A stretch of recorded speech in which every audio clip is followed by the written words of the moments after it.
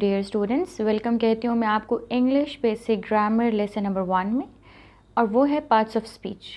Parts of speech यानी कि classes of words. जैसा कि मैंने आप लोगों को पहले बताया था कि कोई भी लैंग्वेज बेसिकली अल्फाज का मजमुआ होती है, ठीक है, वर्ड्स का। तो ये जो वर्ड्स होते हैं इनकी इकसाम होती हैं, ठीक है। इंग्लिश में जो वर्ड्स हैं उनकी एग्ज़ाम है, उनकी क्लासेस हैं, ये वाली 8 क्लासेस हैं जिनको आज के लेसन में हम डिस्कस करेंगे, और इतने अच्छे से डिस्कस करेंगे कि आप बिल्कुल इसको नहीं भूलेंगे लाइफ टाइम कि प्रपोजिशन क्या होती है, नाउन क्या होता है, प्रोनाउन क्या होता है, एडवर्ब क्या होता है, इंटरजेक्शन क्या होता है, एडजेक्टिव क्या होता है, कंजंक्शन क्या होता है, वर्ब क्या होता है। ये वो टर्मिनोलॉजीज़ हैं जो आप बचपन से सुनते हुए आ रहे होंगे, लेकिन बहुत से लोग कंफ्यूज हो जाते हैं कि इसका क्या मतलब है और उसका क्या मतलब है, क्योंकि आपको पता होना ज़रूरी है। चाहे आप अच्छी इंग्लिश बोलना चाहते हैं या अच्छी इंग्लिश लिखना चाहते हैं, इट्स वेरी इंपॉर्टेंट कि आपको पता हो कि आपने कहाँ पर कौन सा लफ्ज़ इस्तेमाल करना है और उसका क्या मतलब है और ये कैसे साउंड करेगा। तो बढ़ते हैं हम अपने लेसन की तरफ। सबसे पहला जो पार्ट ऑफ स्पीच है, यानी कि पार्ट ऑफ स्पीच से मुराद क्या है, किसी भी बात के हिस्से, उनका सबसे पहला और सबसे इम्पॉर्टेंट पार्ट है नाउन, जिसको उर्दू में हम क्या कहते हैं, नाम। उर्दू में हम क्या कहते हैं, नाम, या इंग्लिश में हम क्या कहते हैं, नेम। किसी भी चीज़, किसी भी इंसान या किसी भी जगह का नाम। किसी भी चीज़, ये देखें, किसी भी जगह, किसी भी इंसान या किसी भी चीज़ का नाम, ये क्या होता है, नाउन होता है। नाउन की भी फर्दर टाइप्स हैं जिसको हम नेक्स्ट ग्रामर लेसन में कवर करेंगे, ठीक है। लेकिन फ़िलहाल आपके लिए ये समझना बहुत ज़रूरी है कि किसी भी चीज़, किसी भी जगह, किसी भी इंसान का जो नाम है उसको हम क्या कहते हैं, नाउन कहते हैं। ठीक हो गया। जैसे ये क्या है, ये क्या है, मस्जिद है या फिर मॉस्क, ये क्या है, नाउन है। ये बॉय है, ये क्या है, नाउन है। ये मोबाइल है, ये क्या है, ये भी नाउन है। ओके, तो इसकी हम एग्जांपल्स देख लेते हैं कि नाउन को इस्तेमाल कैसे करते हैं। अब देखें, आपके सामने सेंटेंसेस लिखे हुए हैं। Ali is a smart boy. यहाँ पर बॉय क्या हुआ, अली क्या हुआ, नाउन हुआ। बॉय भी क्या हुआ, नाउन हुआ। मॉस्क क्या हुआ, नाउन हुआ। Mobile, noun. आपने बस ये वाली बात हमेशा याद रखनी है कि किसी भी चीज़ को जो हम नाम देते हैं उसकी पहचान के लिए, उसको हम क्या कहेंगे, उसको हम नाउन की कैटेगरी में डालते हैं। और इसकी भी डिफरेंट क्लासेस होती हैं जिसको हम नेक्स्ट क्लास में देखेंगे। उससे आपको ज़्यादा क्लैरिटी आएगी कि नाउन की डिफरेंट टाइप्स क्या क्या हैं और उनको कैसे आइडेंटिफाई करते हैं। होपफुली आपको क्लियर हो गया कि नाउन जो है किसी भी चीज़, किसी भी जगह, किसी भी इंसान का नाम होता है, ठीक है, जो उसके तारुफ़ के लिए, उसकी पहचान के लिए उसको दिया जाता है। जैसे कि इस तस्वीर में आपको दिख रहा है बॉय या फिर अली, मॉस्क, और इसी तरह से मोबाइल। ये चीज़ का नाम है या इंसान का नाम है या जगह का नाम है। ठीक हो गया। ओके, बढ़ते हैं हम पार्ट ऑफ स्पीच के दूसरे पार्ट की तरफ, दैट इज़ प्रोनाउन। ओके, अब देखें, प्रोनाउन ये दो वर्ड से मिलकर बना हुआ है, प्रो एंड नाउन। प्रो मतलब की जगह, आप इसको अगर उर्दू में डिफ़ाइन करें, प्रो यानी इन प्लेस ऑफ, प्रो से याद रखिएगा, इन प्लेस ऑफ नाउन, ठीक है। तो इसको बेसिकली प्रोनाउन को कहाँ यूज़ करते हैं, in place of noun. Noun की जगह पर हम इस्तेमाल करते हैं किसको, प्रोनाउन को। अच्छा, मैं इसकी एग्जांपल आपको दे देती हूँ। जैसे अगर हम उर्दू में बात कर रहे हैं कि आज मैं सारा से मिली, वो बहुत खुश थी, उसने मुझसे बहुत बातें की। अब देखिए, आज मैं सारा से मिली, पहले दफ़ा तो मैंने जो सारा वर्ड यूज़ किया, यहाँ पे जो मैंने सारा बोला, तो सारा जो है वो क्या है, नाउन है। अगर इंग्लिश में ऐसे लिखूँ, सारा, फिर अगर मैं पूरा सेंटेंस यही, अगर मैं इसी तरह पैराग्राफ बोलती रहूँ कि आज मैं सारा से मिली, सारा बहुत खुश थी, सारा ने मुझसे बहुत बातें की, तो थोड़ा अजीब साउंड करता है कि बार बार एक नाम को मैं रिपीटेशन में लेके जा रही हूँ।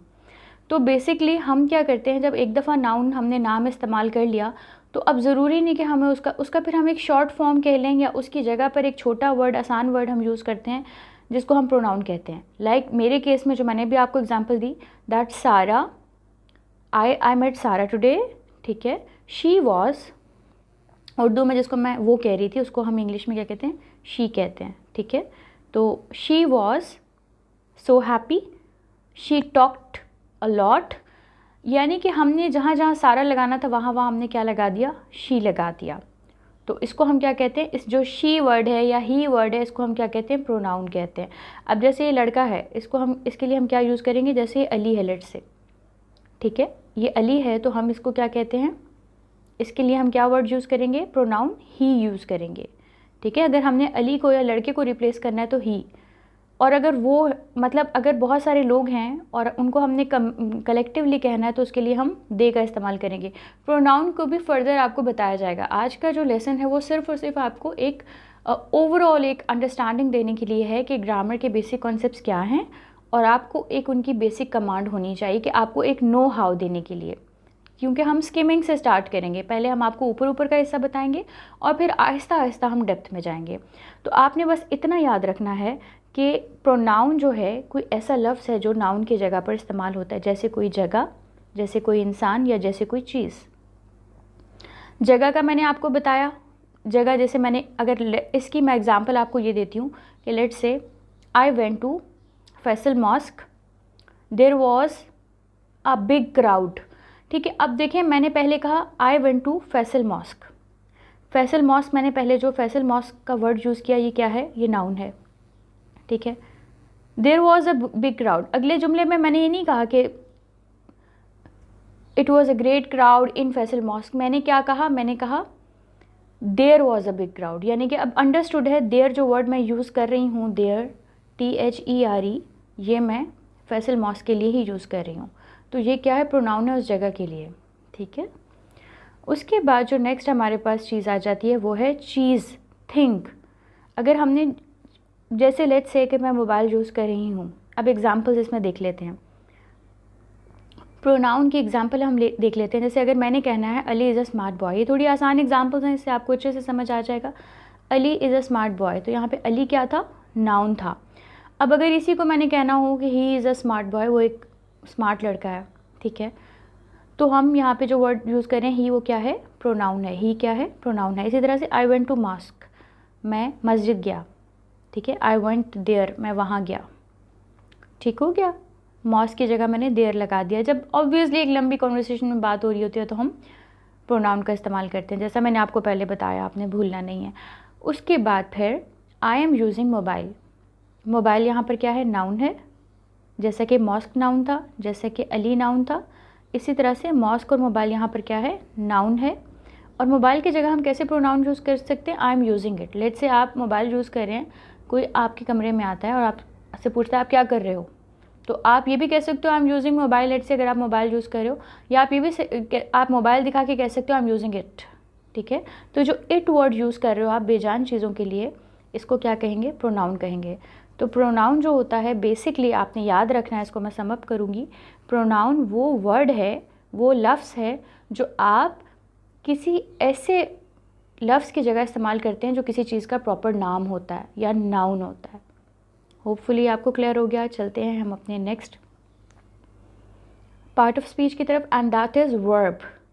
अच्छा, वर्ब को लेकर लोग थोड़ा सा कंफ्यूज होते हैं, इसको मैं थोड़ा क्लियर करना चाहूँगी। वर्ब के बारे में हम समझते हैं सिर्फ काम को कहा जाता है, वर्ब सिर्फ काम को नहीं कहा जाता। हम अक्सर हमने यही सुना हुआ है कि वर्ब मतलब एक्शन, हाँ ठीक है, मेनली एक्शन ही होता है, वर्ब काम करने को ही कहते हैं हमारी जो रोज़मर्रा की बातचीत होती है उसमें। लेकिन बेसिकली इसकी जो एक्चुअल डेफिनेशन है वो ये है, a word used to say something about a person, place और थिंग।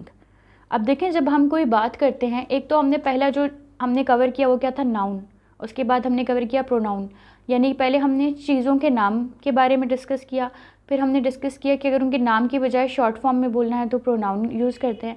अब हम आते हैं, अगर हम वो चीज़ें कोई काम कर रही हैं या वो उन चीज़ों के बारे में कुछ बताना है, उन चीज़ों के एक्शन के बारे में कुछ बताना है, या उनकी स्टेट यानी उनकी हालत के बारे में कुछ बताना है, या उनकी अकरेंस यानी उनके वाक़े होने को बताना है। मतलब यानी कि अगर आप कोई भी नाउन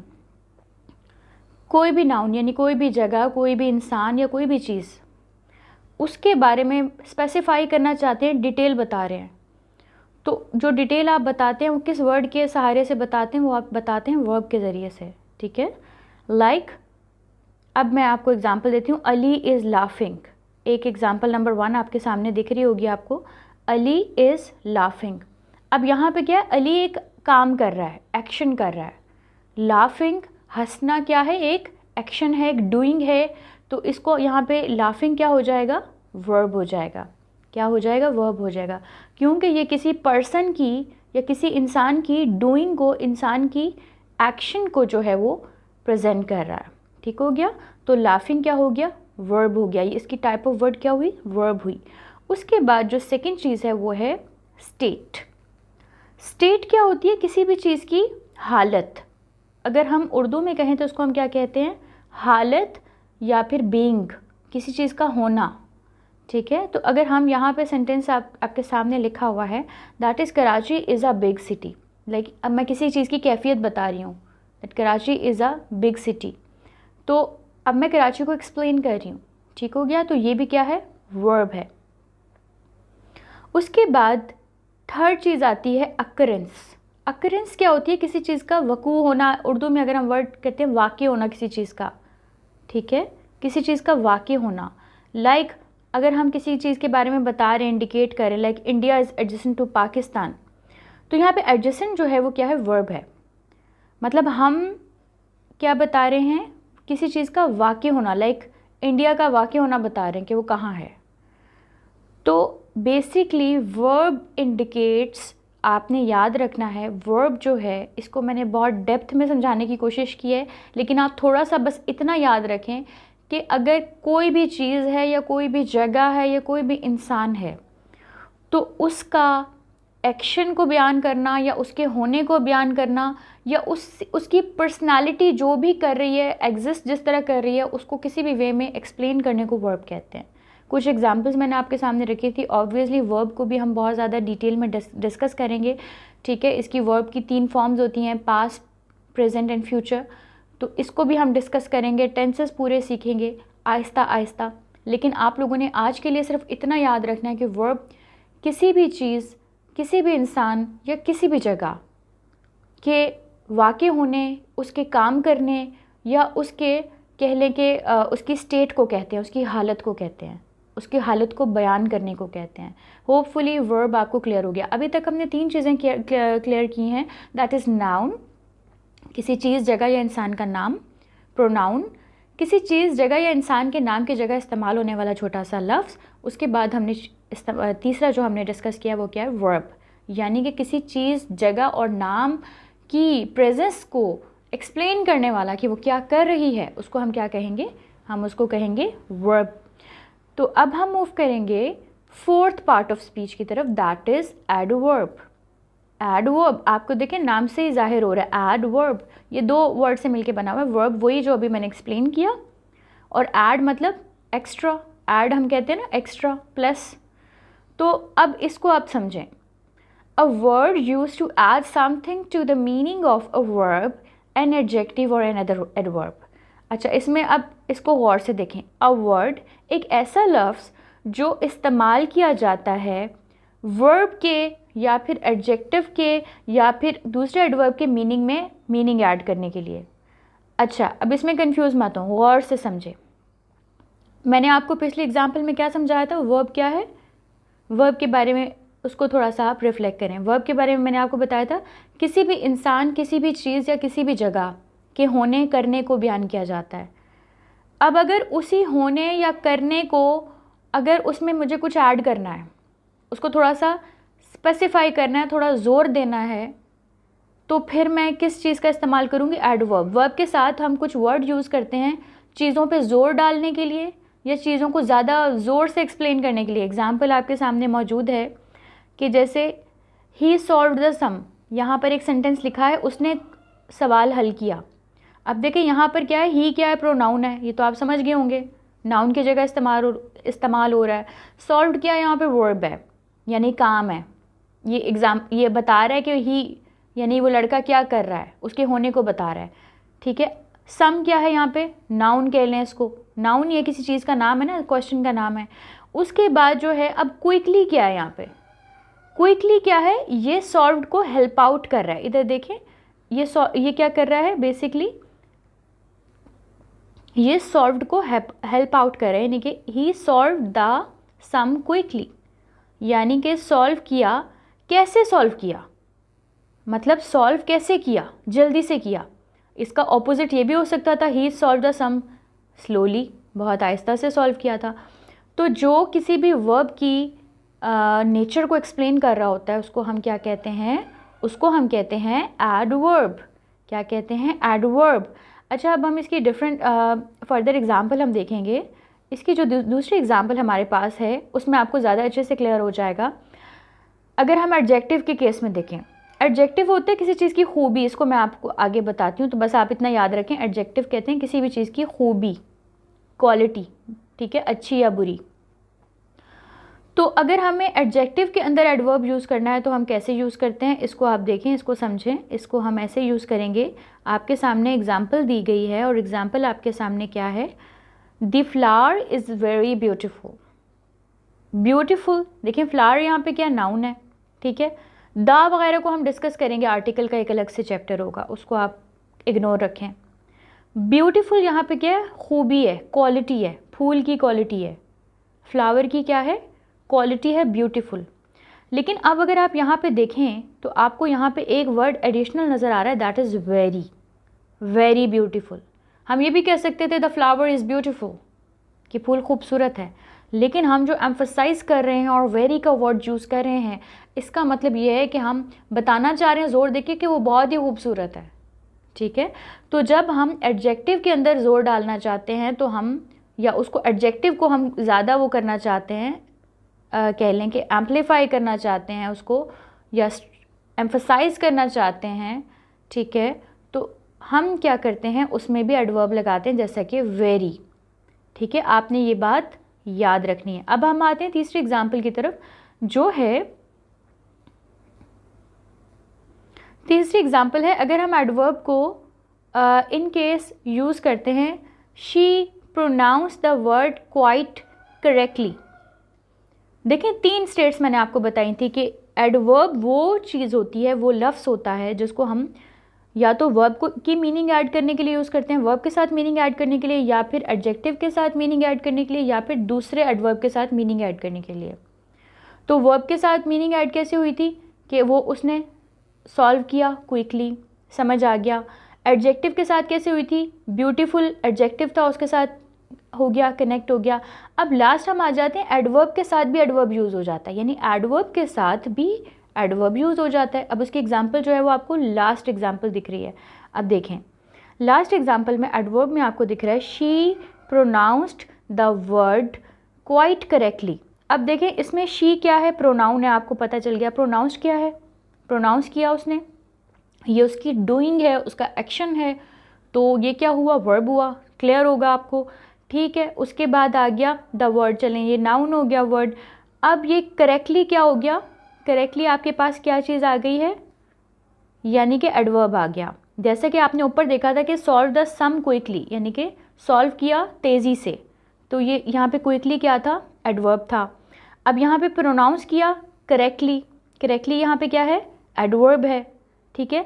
लेकिन आपने देखा करेक्टली के साथ पीछे ही एक आपको ये दिख रहा होगा, क्वाइट लिखा हुआ है।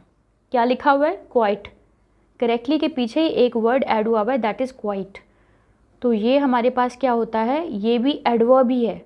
लेकिन अब हम ये भी कह सकते थे, देखें कि she pronounce the word correctly, उसने वर्ड बिल्कुल ठीक प्रोनाउंस किया, ठीक है। लेकिन अगर हम इसके ऊपर ज़ोर डाल के कहना चाहते हैं कि उसने वर्ड को बिल्कुल ठीक प्रोनाउंस किया, तो हम बिल्कुल ठीक प्रोनाउंस करने को कैसे कहेंगे, क्वाइट।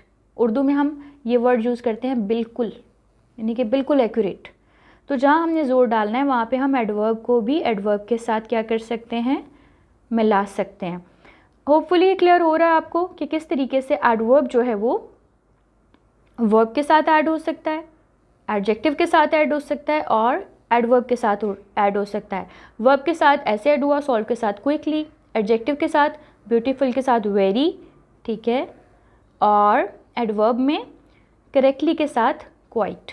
होपफुली आपको एडवर्ब का कॉन्सेप्ट क्लियर हो गया फॉर अ लाइफ टाइम, और ये दोबारा कभी भी आप इसमें कंफ्यूज नहीं होंगे। चलते हैं हम अपने नेक्स्ट पार्ट ऑफ स्पीच की तरफ, दैट इज़ एडजेक्टिव। एडजेक्टिव क्या होता है, एडजेक्टिव कहते हैं, मैंने आपको पहले भी थोड़ा सा बताया, किसी भी चीज़ की खूबी, किसी भी चीज़ की क्वालिटी को हम क्या कहते हैं, बेसिकली हम कहते हैं एडजेक्टिव, ठीक हो गया। तो अब लेट्स से अगर मुझे कहना है he is a brave boy, यानी कि वो एक बहादुर लड़का है। अब देखें, अब मैं एक लड़के की क्वालिटी बयान कर रही हूँ कि वो बहादुर है, या मैं ये भी कह सकती हूँ इज़ अ कॉवर्ड बॉय, वो एक बुज़दिल लड़का है।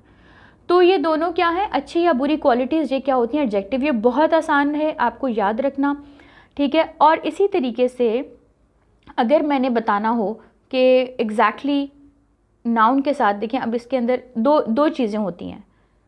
यहाँ पर बॉयज़ हैं, ठीक है, there are 20 boys in the class. अब ये जो 20 है ना, ये भी एडजेक्टिव में आता है, ये काफ़ी लोगों को पता नहीं है बात। तो इसको देखें कि 20 जो है वो किस में आएगा, एडजेक्टिव में आएगा। क्यों आएगा, इसकी रीज़न ये है, देखें इसकी रीज़न ये है क्योंकि 20 जो है वो क्या एक्सप्लेन कर रहा है, यानी कि बॉयज़ की तादाद, नाउन को एक्सप्लेन कर रहा है, नाउन की क्वालिटी है, ठीक है। तो ये नाउन को क्या कर रहा है, एक्सप्लेन कर रहा है कि लड़के हैं क्लास में, कितने लड़के हैं एग्जैक्टली, वो हैं 20।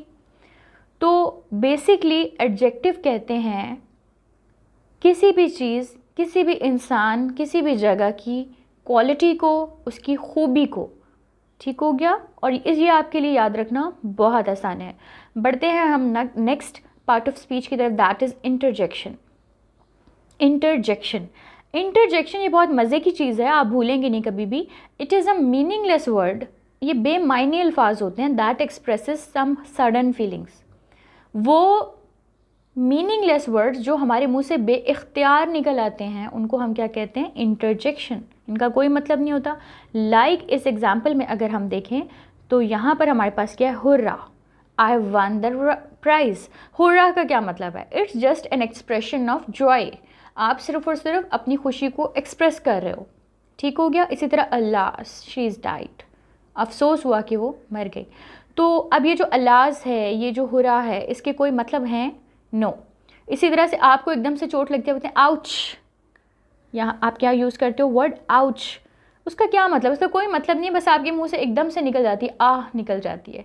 तो जो आह निकलती है इसको इंटरजेक्शन कहते हैं, ठीक हो गया।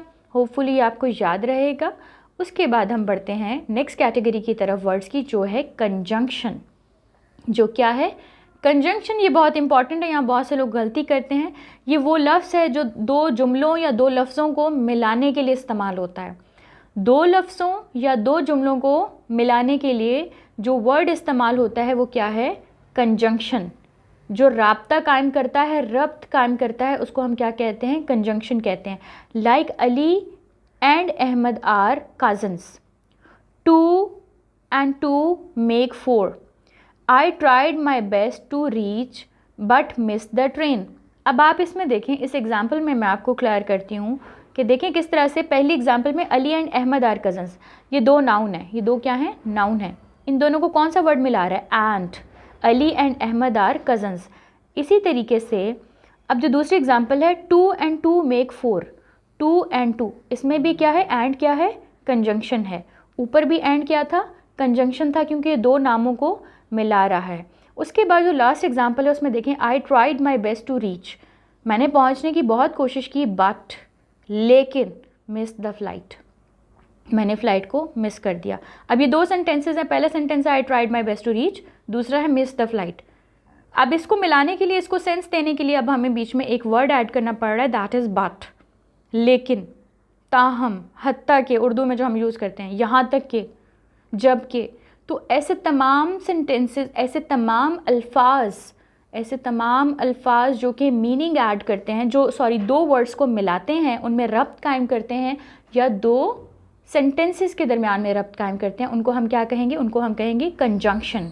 उनको हम क्या कहेंगे, कंजंक्शन कहेंगे। हम बढ़ते हैं अपने लास्ट पार्ट ऑफ स्पीच की तरफ, that is prepositions, that is preposition, ठीक है।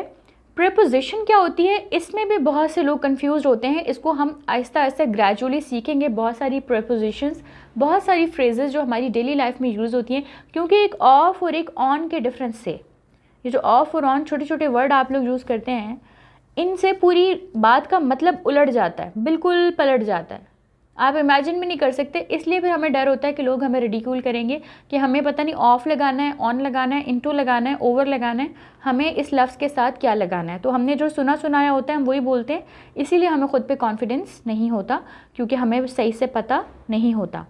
तो हम डिस्कस कर लेते हैं सबसे पहले बेसिकली प्रोपोजिशन होती क्या है। Proposition is all about, it is a word, again ये एक लफ्ज़ की एक ऐसी किस्म है that is use with a noun, it is use with a noun और प्रोनाउन, ठीक है। किसी भी चीज़ की जगह, किसी भी चीज़, इंसान या जगह का नाम या उसका नाम की जगह इस्तेमाल होने वाले लफ्ज़ के साथ जो वर्ड इस्तेमाल होता है, ठीक है, उसको हम प्रपोजिशन कहते हैं। किस तरह इस्तेमाल होता है आगे देखते हैं। To show how the person or thing stands in relation to something else. अब ये थोड़ा सा आपको कंफ्यूजिंग लग रहा होगा, आप परेशान मत हो, मैं इसको एक्सप्लेन करती हूँ। इसमें ये कहना चाह रहे हैं कि जब दो नाउन या प्रोनाउन किसी भी चीज़ के साथ अगर उनकी निस्बत, उनका रिश्ता अगर हमने ज़ाहिर करना है, उनका रिलेशन ज़ाहिर करना है, तो हम प्रेपोजिशन का इस्तेमाल करते हैं। आप अगर एग्जाम्पल की तरफ जाएंगे तो आपको थोड़ा क्लियरली समझ में आएगा। पहली एग्जाम्पल है the girl is fond of music, लड़की मौसीकी की बहुत शौकीन है। अब देखें इस पिक्चर में आपको एक लड़की दिख रही है जिसने हेडफोन लगाया हुआ और म्यूज़िक सुन रही है। तो लड़की जो है आप देख रहे हैं she is very happy with music. अब आप देखें एक म्यूज़िक है और एक लड़की है, ये दो अलग चीज़ें, दो नाउन है। म्यूज़िक भी क्या है, नाउन है, और लड़की भी क्या है, गर्ल भी क्या है, नाउन है, ठीक है। तो fond of, fond of, fond के साथ खाली फॉन्ड नहीं आ रहा, फॉन्ड एडजेक्टिव होगा, शौकीन या क्वालिटी, लेकिन ऑफ इसके साथ क्या आ रहा है, प्रेपोजिशन आ रहा है। फॉन्ड ऑफ क्या है, यानी कि ये म्यूज़िक का और लड़की का आपस में जो रिश्ता है, अच्छा है या बुरा है, वो एक्सप्लेन कर रहा है। प्रेपोजिशन क्या कर रहा है, इस लड़की का रिश्ता म्यूज़िक के साथ जो है वो एक्सप्लेन कर रहा है। इसको क्या कहेंगे, the girl is fond of music. अब दूसरी एग्जाम्पल अगर हम ले लें तो दूसरी एग्जाम्पल में है little girl is sitting in the bus, little girl is sitting in the bus. So let's say एक बस आपके सामने बनी हुई है, तो इसके अंदर कोई लड़की बैठी हुई है, तो अब हम कहेंगे little girl is sitting in the bus. अब एक छोटी लड़की है, ये क्या है, नाउन, बस क्या है, नाउन, एक चीज़ है। तो अगर हमें इस लड़की का और इस बस का रिलेशन शो करना है कि आपस में किस रिलेशन में है, तो हम क्या कहेंगे, सिटिंग इन। हम बता रहे हैं, एक्सप्लेन कर रहे हैं, सिटिंग इन, अंदर बैठी हुई है। अगर मैं कह दूँ सिटिंग ओवर, ऊपर बैठी हुई है, मतलब चेंज हो गया। तो ये जो इन है, ओवर है, या फिर अंडर द बस, नीचे बैठी हुई है। तो ये प्रेपोजिशन बहुत इम्पॉर्टेंट है, क्योंकि ये किसी भी चीज़ का किसी दूसरी चीज़ के साथ जो रिलेशन है उसको स्पेसिफाई करता है। अगर मैंने लेट्स से किसी आपको कहा कि जाके किताब ले आएँ, my book is over the table, अब मुझे ये नहीं पता ओवर द टेबल कहना है, अंडर द टेबल कहना है, इनटू द टेबल कहना है, तो अब ये कन्फ्यूजिंग हो जाता है। तो हमें प्रेपोजिशन का इस्तेमाल बहुत सोच समझ के करना चाहिए, क्योंकि इससे हम क्लियरली बता रहे हैं कि दो चीज़ों का आपस में क्या रिश्ता है, क्या ताल्लुक़ है, और एक चीज़ दूसरी चीज़ की मुनासबत में किस तरह से एग्जिस्ट करती है। होपफुली आपको पार्ट ऑफ स्पीच सब के सब समझ आए। हम एक दफ़ा इसको ओवरव्यू करेंगे। पहला सबसे हमने डिस्कस किया था नाउन, यानी किसी भी चीज़, किसी भी जगह या किसी भी इंसान का जो नाम होता है, उसके तारुफ के लिए जो उसको दिया जाता है उसको हम नाउन कहते हैं। उसके बाद हमने डिस्कस किया था कि प्रोनाउन, यानी कि किसी के नाम की जगह इस्तेमाल होने वाला कोई छोटा लफ्ज़, ही, शी, इट वगैरह या दे वगैरह, ये क्या कहलाता है, प्रोनाउन कहलाता है। उसके बाद हमने डिस्कस किया वर्ब, यानी कि किसी भी चीज़, किसी भी इंसान या किसी भी जगह के नाम की जो मुनासबत को उससे बता रहा होता है कि वो चीज़ कैसी हालत में पाई जाती है या वो क्या कर रही है, उसको हम क्या कहेंगे, वर्ब कहेंगे। उसके बाद हमने चौथा डिस्कस किया था, दैट वाज एडवर्ब। एडवर्ब का मतलब ये है कि जो वर्ब की मीनिंग में या फिर एडजेक्टिव की मीनिंग में या फिर एडवर्ब की मीनिंग में उसको क्वालिटी को उसको ऐड करे। वो लफ्ज़ जो ज़ोर देने के लिए इस्तेमाल किया जाता है कि अगर किसी ने कोई चीज़ की है तो किस तरह की है, ठीक है। अगर कोई चीज़ खूबसूरत है या क्वालिटी वाइज अच्छी है तो किस तरह ज़्यादा अच्छी है, ठीक हो गया। उसके बाद एडजेक्टिव पांचवा हिस्सा था, जिसमें हमने देखा कि किसी भी चीज़, किसी भी जगह या किसी भी इंसान की खूबी को बयान करता है एडजेक्टिव, उसकी क्वालिटी को। उसके बाद जो छठी चीज़ है दैट इज़ इंटरजेक्शन। इसमें मैंने आपको बताया कि ये वो अल्फाज होते हैं जो हमारे मुंह से बेइख्तियार निकलते हैं, जिनका कोई मतलब नहीं होता, ठीक है, जैसे hurrah, wow, alas and ouch. ये तब वो वर्ड जो हम एक्सप्रेशन यानी कि एक्सट्रीम एमोशन में जाके हमारे मुंह से निकलते हैं, इनका कोई मतलब नहीं होता, लेकिन ये बहुत इंपॉर्टेंट होते हैं। ये बता रहे होते हैं कि हाउ हैप्पी वी आर और हाउ सैड वी आर, इसलिए इनको क्या कहते हैं, ये वर्ड की एक कैटेगरी है जिसको हम क्या कहते हैं, इंटरजेक्शन कहते हैं। उसके बाद सेवंथ वर्ड हमने डिस्कस किया, दैट वाज कंजंक्शन। कंजंक्शन का मैंने आपको बताया कि जब दो अल्फाज यानी दो नाम, दो नाउन्स या दो सेंटेंसेस को जोड़ना पड़ता है, यानी कि एंड करके या बट करके बात करनी पड़ती है, तो ये बहुत अहम किरदार अदा करते हैं। ठीक है, तो दो जुमलों को रब्त कायम करने में या दो नाउन्स को रब्त कायम करने के लिए कंजंक्शन का सहारा लेना पड़ता है। उसके बाद जो लास्ट पार्ट ऑफ स्पीच है that is preposition, and preposition is all about, ये एक वो लफ्ज़ है जिसको नाउन या प्रोनाउन के साथ इस्तेमाल किया जाता है ताकि उसका रिलेशन किसी और चीज़ के साथ ज़ाहिर किया जा सके। जैसा मैंने आपको बताया था कि अगर लड़की बस के अंदर बैठी है तो हम कहेंगे सिटिंग इन द बस, और बस के ऊपर बैठी है तो sitting over the bus.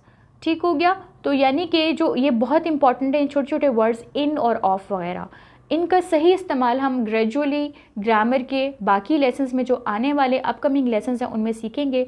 Hopefully आपको ये वीडियो समझ आई है और आपके जितने भी कॉन्सेप्ट्स हैं बेसिक पार्ट ऑफ स्पीच से रिलेटेड वो क्लियर हो गए हैं। ये अल्फाज की बेसिकली कैटेगरी थी जिसको आपको समझना ज़रूरी था ताकि आपको पता हो जो भी आप बात कह रहे हैं वो किस क्लास से, उसमें जो लफ्ज़ इस्तेमाल कर रहे हैं वो किस क्लास से बिलोंग करता है। इसको समझने से आपके अंदर मज़ीद कॉन्फिडेंस डेवलप होगा। अगर आपको कुछ भी समझना है, आप कुछ ऐड ऑन करना चाहते हैं तो आप कमेंट बॉक्स में ज़रूर कहें।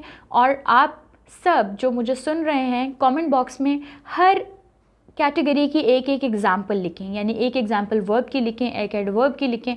ठीक है, एटलीस्ट 3 एग्ज़ाम्पल्स तो आप ज़रूर लिखें ताकि आपके कॉन्सेप्ट क्लियर हो जाएं। और जो भी आपने सीखा है उसको अपने हाथ से लिखे हुए नोट्स की फॉर्म में ज़रूर रखें। इसको किनेस्थेटिक लर्निंग कहते हैं कि जिसमें आपकी सेंस ऑफ टच इन्वॉल्व होती है। ठीक है, आप फिज़िकली किसी चीज़ को लिख रहे हैं, उससे आपकी मेमोरी में आपको बहुत ज़्यादा बेनिफिट होता है। तो इसको सिंपल फॉर्म में अपनी लैंग्वेज में जैसे लिखना चाहें इसको ज़रूर लिखें। और ग्रामर के ऊपर मज़ीद ग्रिप के लिए आप जो है हमारे साथ बने रहें। जो लोग हमारे साथ ऑनलाइन कनेक्टेड हैं और इसको कर रहे हैं कोर्स को, तो उनके लिए इससे रिलेटेड क्विज़ जो है डेवलप किया गया है बहुत मेहनत से ऑब्वियसली, और ऑनलाइन क्लास में भी हम इसको डिस्कस करेंगे। ठीक है, और अगर कोई हमारे साथ रजिस्टर करना चाहता है ताकि वो अपने आप को डिसिप्लिन लर्निंग का पार्ट बना सके तो दिए गए नंबर पर कॉन्टैक्ट कर सकता है। और अगर आप नहीं भी करना चाहते इसको रजिस्टर तो कोई बात नहीं, लेकिन इट इज़ अ मस्ट कि आप इसके नोट्स लें और इसको आप रिवाइज़ करते रहें ताकि आपके लिए बेनिफिशियल हो। अपना बहुत ख्याल रखिएगा। Thank you.